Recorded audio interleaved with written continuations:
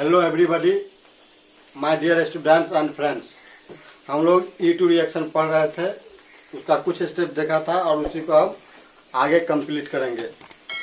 जैसे हम लोग ने वहाँ पे कार्बोकेटाइन स्टेबिलिटी को देखे थे, जैसे 1 डिग्री 2 डिग्री 3 डिग्री का केस आया था। फिर रेट किस पे डिपेंड किया था, बेस पे किया था और रिएक्टेंट के कंसंट्रेशन पे। फिर लिविंग ग्रुप देखे थे, बेस हमको अल्कोहलिक चाहिए वो देखे थे, और बीटा हाइड्रोजन होना चाहिए ये चीज देखे थे। अब हम लोग क्या करेंगे, अगला पॉइंट देखेंगे। E2 रिएक्शन के लिए अगला पॉइंट क्या जरूरी है।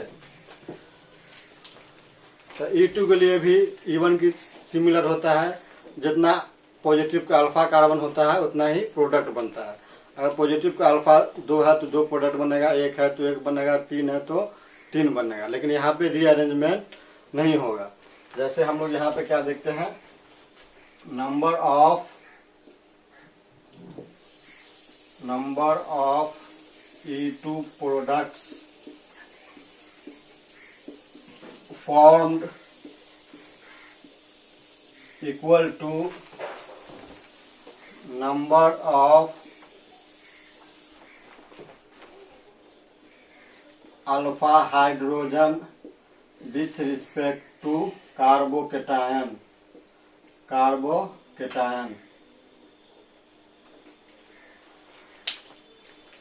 यहाँ पे क्या होगा, number of products equal to है number of alpha hydrogen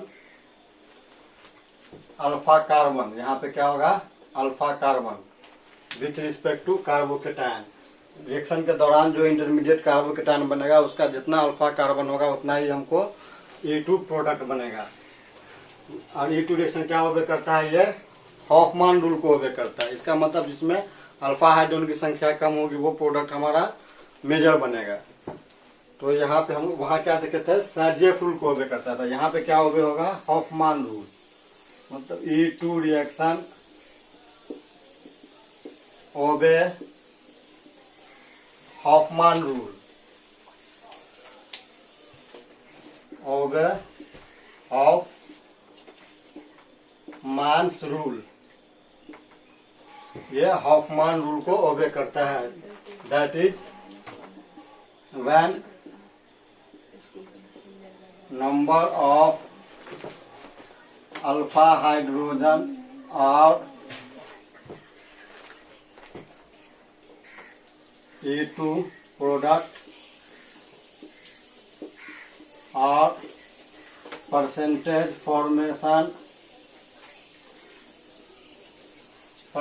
formation of E2 products.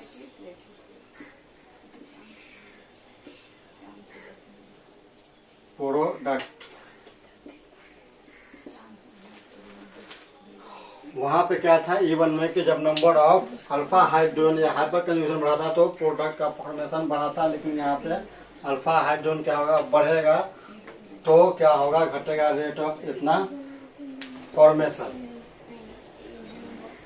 इसको हम लोग थोड़ा सा समझ लेते हैं, थोड़ा ध्यान देंगे यहाँ पे। जैसे मान लीजिए कोई एक एग्जाम्पल लेते हैं।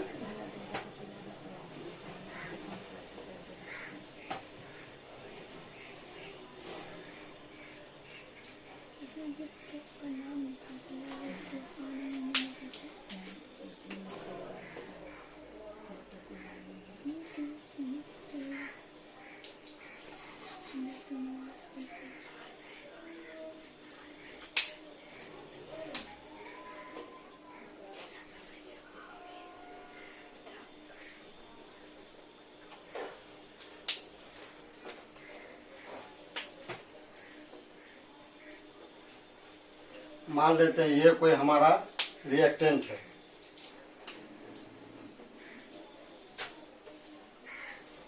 ये E2 के लिए हमको रिएक्टेंट मिला, जिसको हम रिएक्शन कराएंगे तो यहाँ पे हमको क्या मिलेंगे, 4 प्रोडक्ट मिलेंगे।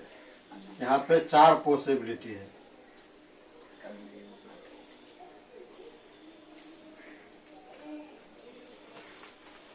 या इसको हम स्टेट ही लिख लेते हैं।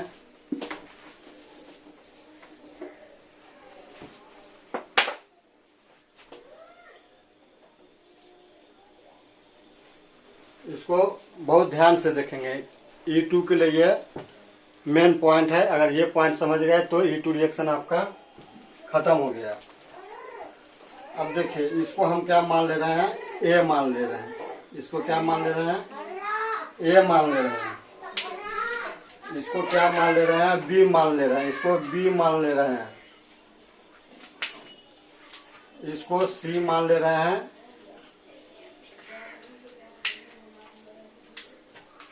और इसको डी मान ले रहे हैं। तो अब देखिए यहाँ पे नाइट्रोजन पे पॉजिटिव चार्ज है तो ये न्यूट्रल होना चाहेगा, तो हम लोग क्या कर रहे हैं, ए के लिए लेंगे।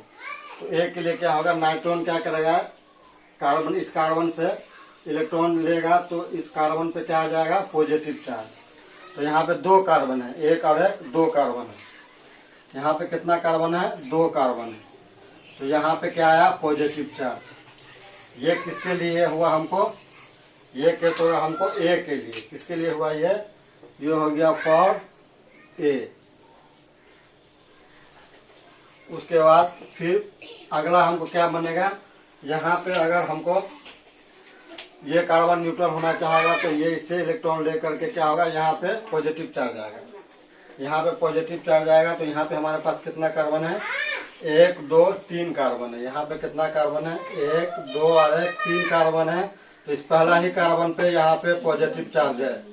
उसके बाद यहाँ पे क्या आएगा, हमको अगला देखेंगे हम लोग सी के लिए। ये किसके लिए था, ये बना हमको किसके लिए, फॉर बी, बी के लिए बना।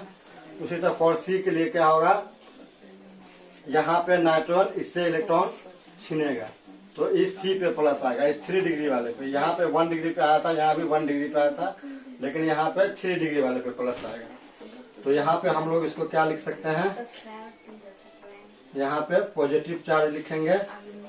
तो ये किसके लिए हो गया हमको, ये हो गया फॉर सी। किसके लिए हो गया ये, फॉर सी। उसी तरह फिर प्लस क्या करेंगे, हम लोग लेंगे इसके लिए, डी के लिए।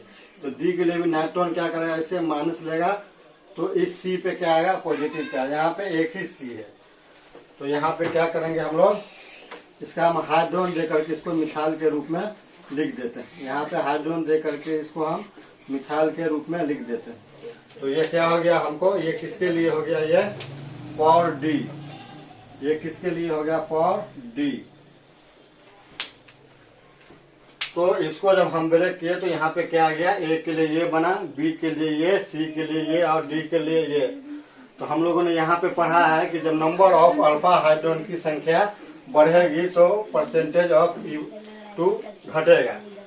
अब जैसे देखिए यहाँ पे क्या होना चाहिए, E2 में अल्कीन बनना चाहिए।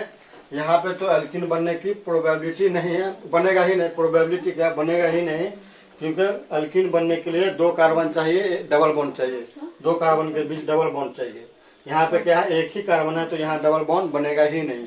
मतलब ये क्या करेगा, नॉट सो E1 या E2 reaction, not so E2 reaction, क्योंकि यहाँ पे मल्टीपल बॉन्ड, डबल बॉन्ड बनेगा ही नहीं। अब यहाँ पे देखिए कि डबल बॉन्ड कहाँ पे बन सकता है। अगर इसके लिए हम केस लेते हैं तो यहाँ पे डबल बॉन्ड हमारा कैसा बनेगा, यहाँ बनेगा जैसे हम लोगों ने E1 रिएक्शन में क्या किए थे, अल्फा हाइड्रोजन को या एसिडिक हाइड्रोजन को बेस से हटाए थे। यहाँ से हट करके यहाँ से ये क्या होता था, H से ये C माइनस लेता था और इस C का माइनस इस प्लस साथ मिलकर यहाँ डबल बॉन्ड बनाता था E1 में। इसका भी मैकेनिज्म हम लोग डिटेल में देखेंगे। अभी हम लोग यहाँ पे हॉफमान रूल समझने की कोशिश कर रहे हैं। तो यहाँ पे क्या होगा, माइनस प्लस उनका यहाँ डबल बॉन्ड बना लेगा। मीन्स ए के लिए हमारा ये प्रोडक्ट बनेगा। यहाँ से जो ब्रेक होगा तो प्रोडक्ट हमारा ये बनेगा। उसी तरह फिर किसके लिए, बी के लिए, यहाँ से जब ये ब्रेक करेगा तो हमारा प्रोडक्ट क्या बनेगा, यहाँ पे 3 कार्बन है यहाँ पे, तो यहाँ डबल बॉन्ड बनेगा। उसी तरह हमारा सी के लिए क्या हो जाएगा, यहाँ पे सी के लिए प्रोडक्ट हमारा बनेगा, सी के लिए मान लीजिए कहीं पे ऊपर भी दे दें या राइट साइड सेम ही प्रोडक्ट बनेगा। यहाँ भी देंगे तो सेम ही प्रोडक्ट बनेगा। यहाँ तो प्रोडक्ट बनेगा ही नहीं। यहाँ पे ये अगला स्टेप में प्रोडक्ट नहीं बनने वाला है। अब यहाँ पे क्या कहता है, अल्फा हाइड्रोजन जिसमें बढ़ेगा उसका परसेंटेज घटेगा। तो यहाँ पे क्या है, sp2 कार्बन तो है लेकिन यहाँ पे अल्फा कार्बन ही नहीं है। sp2 तो है लेकिन sp3 नहीं है, मतलब यहाँ पे अल्फा कार्बन क्या है, 0 है, और अल्फा हाइड्रोजन भी क्या है, 0 है। लेकिन यहाँ पे देखें तो इस sp2 का ये sp3 है, तो ये कार्बन क्या हो गया हमारा, अल्फा कार्बन हो गया। इसका 4 बॉन्ड पूरा करने के लिए क्या देंगे, यहाँ पे हम 3 हाइड्रोजन देंगे। यहाँ पे कितना हाइड्रोजन देंगे, यहाँ पे 3 हाइड्रोजन देंगे। तो यहाँ पे अल्फा कार्बन कितना है हमारे पास, 1 है, और अल्फा हाइड्रोजन कितना है हमारे पास, 3 है। फिर इसमें देखते हैं तो यहाँ पे अल्फा कार्बन कितना है, 1 और 1 2। तो यहाँ पे अल्फा कार्बन कितना हो गया, 2, और अल्फा हाइड्रोजन कितना हो गया हमको, 3 और 3 6। तो यहाँ पे क्या लिखा जाता है कि जब अल्फा हाइड्रोजन बढ़ेगा तो रेट क्या होगा, घटेगा। इसका मतलब यहाँ पे अल्फा हाइड्रोजन कम है तो इसका रेट क्या हो जाएगा, ज्यादा हो जाएगा, क्योंकि यहाँ पे अल्फा हाइड्रोजन 0 है। उसके बाद अल्फा हाइड्रोजन कहाँ, यहाँ पे 3 है, उसके बाद इसका परसेंटेज हो जाएगा, उसके बाद ये हो जाएगा, ये तो बनेगा ही नहीं। तो ये हुआ हमारा E2 के लिए हॉफमान रूल। हॉफमान रूल के लिए ये भी है E2 के लिए कि मोर इलेक्ट्रोनेगेटिव पे जनरली पॉजिटिव चार्ज होता है। जैसे यहाँ नाइट्रोजन हो गया, इस नाइट्रोजन की जगह पे ऑक्सीजन भी हो सकता है, यहाँ पे सल्फर भी हो सकता है। वैसा हेटेरो एटम जिसकी इलेक्ट्रोनेगेटिविटी वैल्यू कार्बन से ज्यादा हो। उसके बाद हम लोग यहाँ पे क्या लिख सकते हैं, इसको नोट में हम लोग लिख सकते हैं, for E2 reaction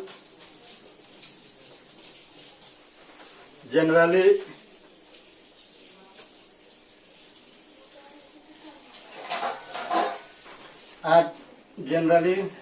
more electronegative atom में यहाँ पे आ जाएगा हमको ऑक्सीजन हो सकता है, नाइट्रोजन हो सकता है, सल्फर हो सकता है, आयोडीन हो सकता है, ETC कुछ भी हो सकता है।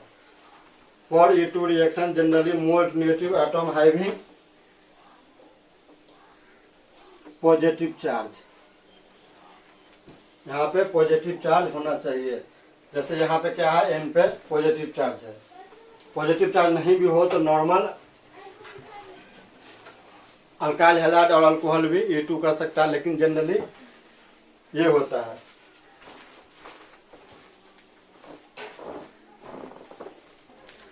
अगला पॉइंट है, हमको E2 रिएक्शन के लिए बेस तो चाहिए अल्कोहलिक या अल्कलाइन, लेकिन बिगर साइज का चाहिए in comparison to E1 reaction के लिए।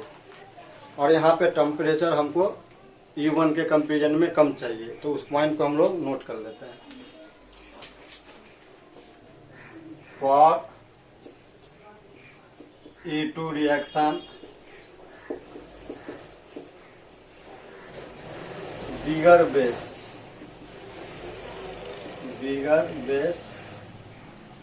बेस वही होगा हमारा अल्कोहलिक और alkaline,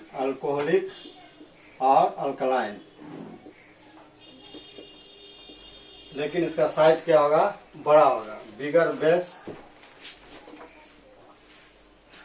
for E2 reaction bigger base required. जैसे एग्जांपल में हम लोग ले सकते हैं, यहाँ पे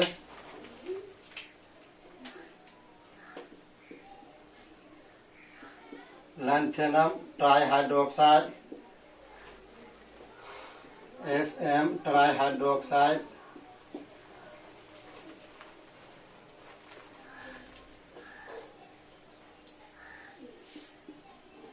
RbOH, RaOH का whole 2,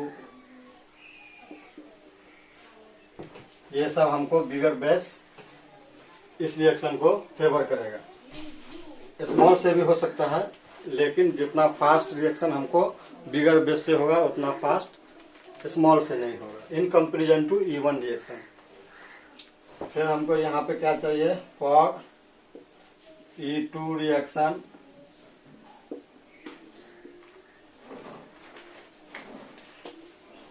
temperature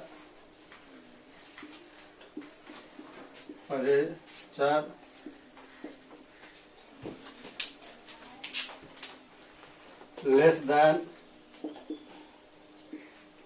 E1 reaction required because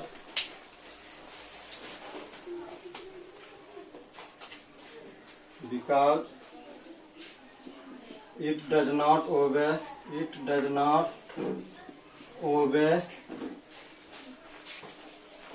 carbocation stability order. Carbocation stability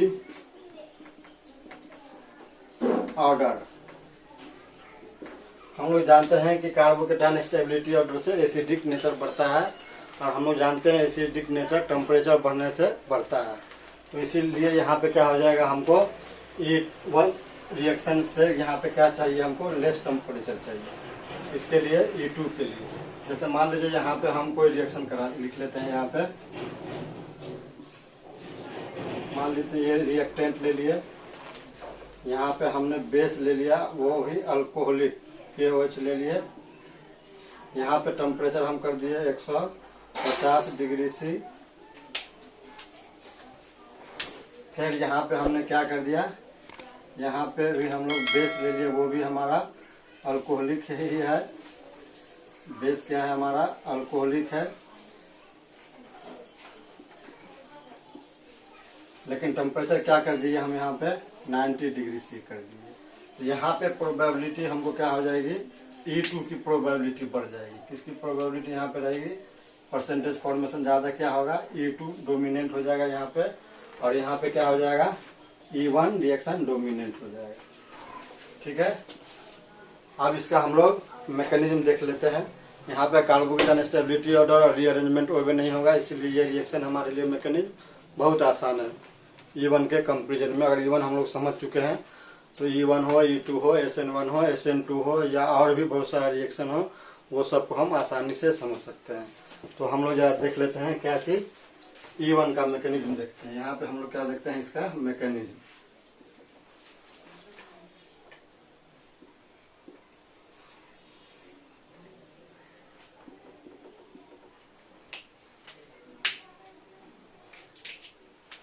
यहाँ पे कोई रिएक्टेंट लिए, और यहाँ पे हमको क्या लेना है, बेस लेना है, वो भी अल्कोहलिक या अल्कलाइन, एक्वस नहीं लेना है। इस बात को ध्यान रखेंगे हम लोग हमेशा, एक्वस बेस नहीं लेना है यहाँ पे।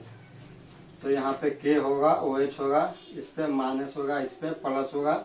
ये इसलिए दिखा रहा है क्योंकि इन दोनों के बीच आयनिक बॉन्ड बनता है। तो आयनिक बॉन्ड का मतलब होता है यहाँ पे आयन दिखा देना। तो इस पॉजिटिव पे इसका लोन पेयर अट्रैक्ट होगा। उसके बाद क्या होगा, यहाँ पे Cl के क्लोरीन अपना लोन पेयर दिया है, तो इस पे क्या आ जाएगा, पॉजिटिव चार्ज। क्लोरीन यहाँ पे अपना लोन पे इस K प्लस को दिया है, तो यहाँ से क्या निकला, ये OH माइनस यहाँ से निकल जाएगा। अब यहाँ पे पॉजिटिव आया तो क्लोरीन का इलेक्ट्रॉनिक क्या है ना, कार्बन से ज्यादा है, और साथ में पॉजिटिव चार्ज है, मीन्स इसकी इलेक्ट्रॉनिक और भी ज्यादा बढ़ गई, मतलब ये और आसानी से इलेक्ट्रॉन यहाँ से लेकर के निकल जाएगा। तो यहाँ से हमको क्या निकल जाएगा, KCl निकल जाएगा। C पे क्या आएगा, पॉजिटिव चार्ज।